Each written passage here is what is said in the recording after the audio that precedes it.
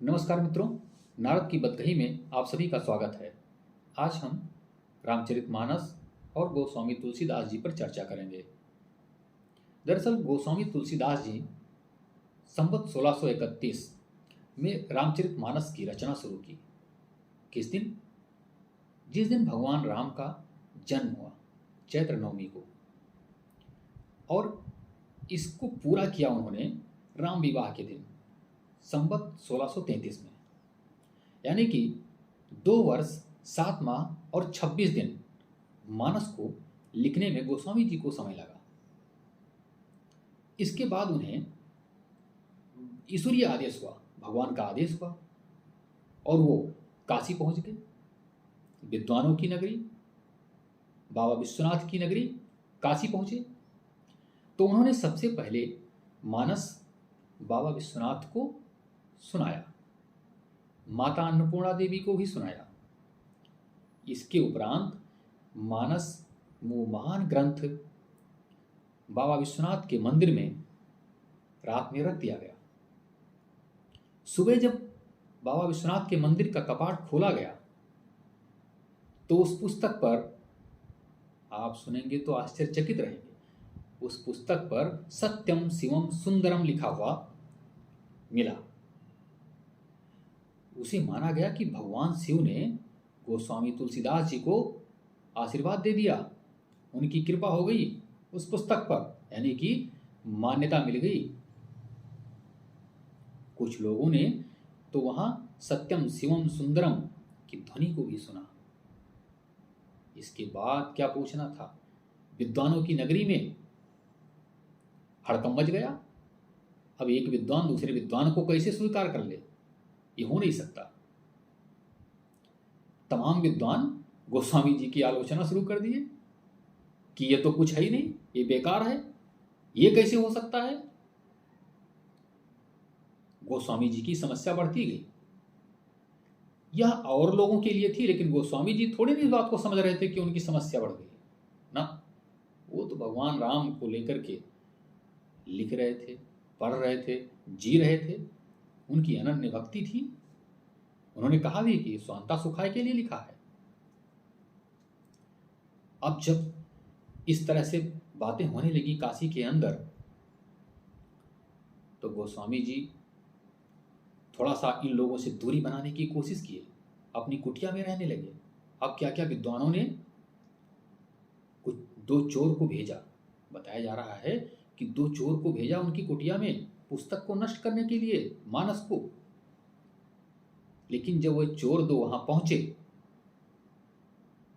तो फिर वहां 2 धनुषधारी खड़े हुए दिखाई दिए, एक श्याम वर्ण और एक गौर वर्ण।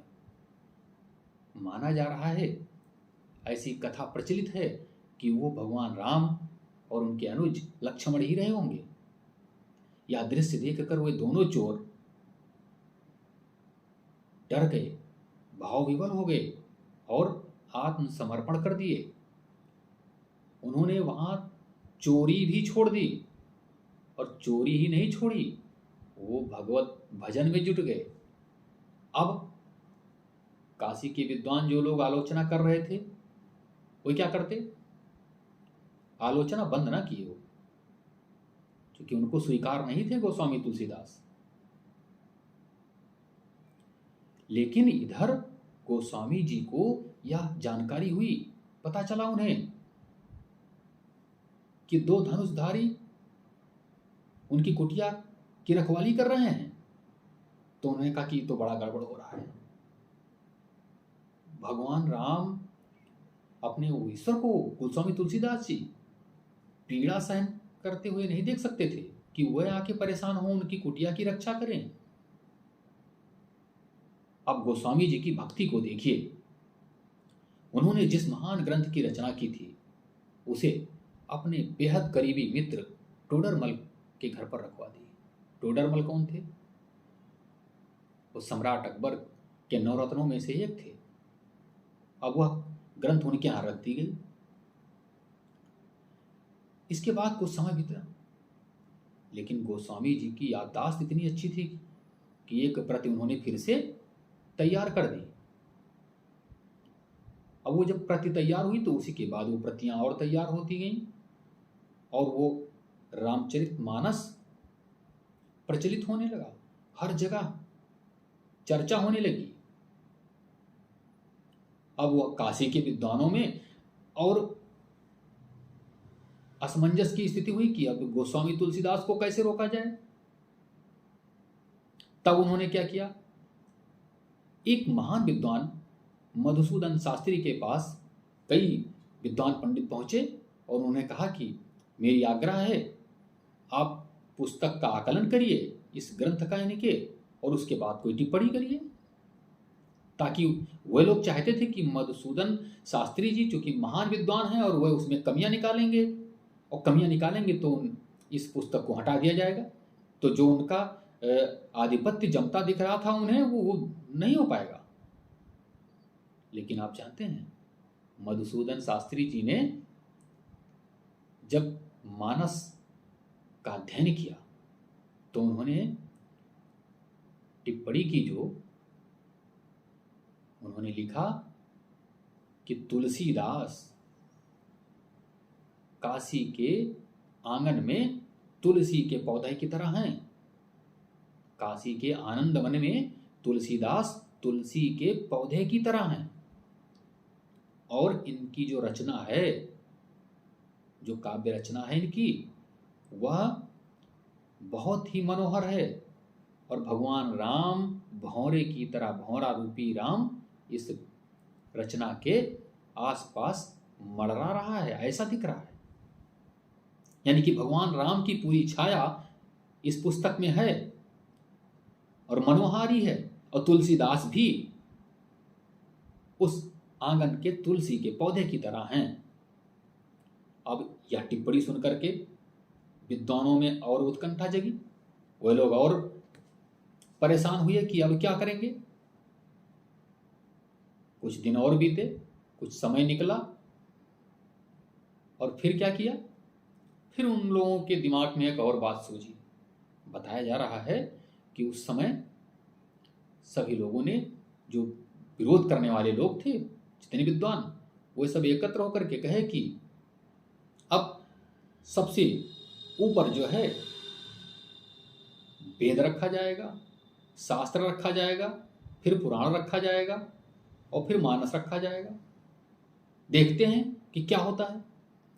यह रख दिया गया बाबा विश्वनाथ के मंदिर में, और कपाट बंद हो गया। जब सुबह बाबा विश्वनाथ मंदिर का कपाट जब खोला गया तो ठीक उल्टा हो गया। मानस जो तुलसीदास जी ने लिखा था वो सबसे ऊपर, और उसके नीचे सब। तो अब फिर इन लोगों के पास कोई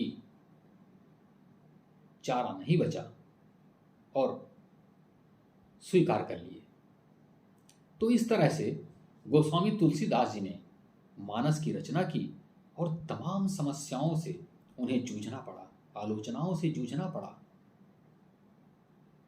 तो तुलसीदास जी का जो मानस लिखने का जो एक अनुभव रहा है, जो उनके साथ घटनाएं घटी हैं, वह यह साबित करती हैं कि अगर आप कोई नेक कार्य करते हैं तो उसमें इस तरह के व्यवधान आएंगे, उन्हें स्वीकार करना चाहिए।